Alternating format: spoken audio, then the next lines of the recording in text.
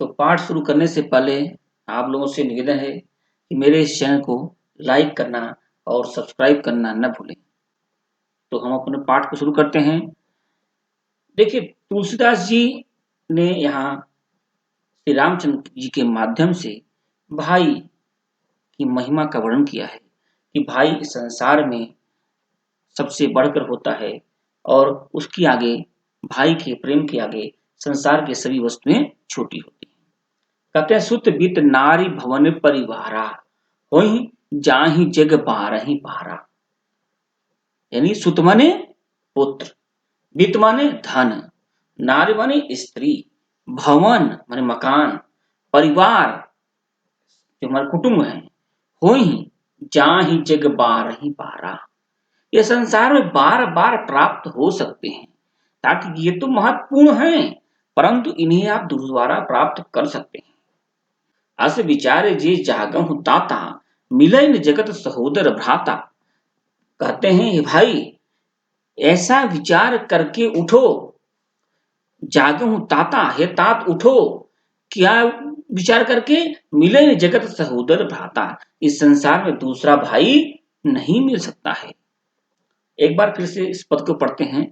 सुत बित नार भवन परिवारा हुई जाहि जग बारहि पारा। अस विचारे जे जागहु ताता मिले न जगत सहोदर भ्राता। जथा पंख बिनु खग अत दीना मन बिनु फन करे बर कर हीना।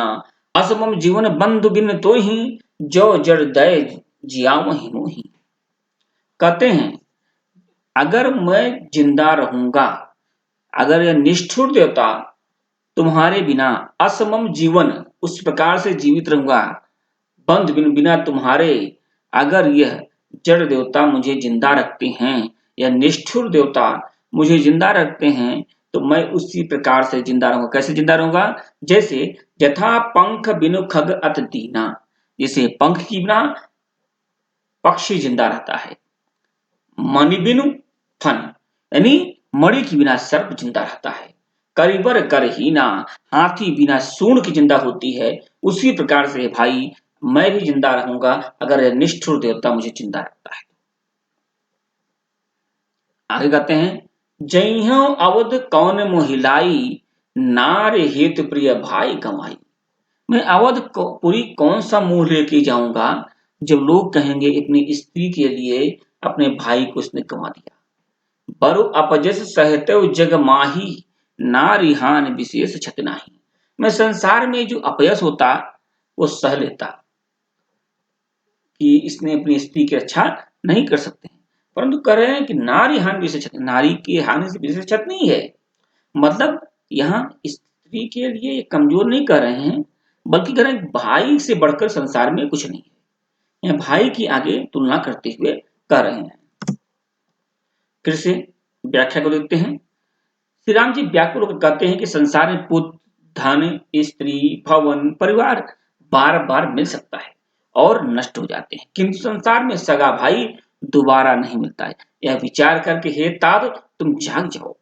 हे लक्ष्मण, जिस प्रकार से पंख के बिना पक्षी, मणि के बिना सांप और सूंड के बिना हाथी अत्यंत दीनहीन होता हो जाता है, उसी प्रकार से तुम्हारे बिना मेरा जीवन व्यर्थ है। हे भाई, तुम्हारे बिना यदि भाग्य मुझे जीवित रखेगा,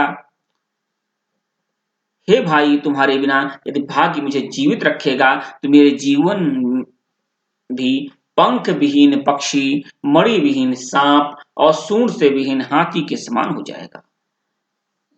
राम चिंता करते हैं, कहते हैं, कौन सा मुंह लेकर के अयोध्या जाऊंगा।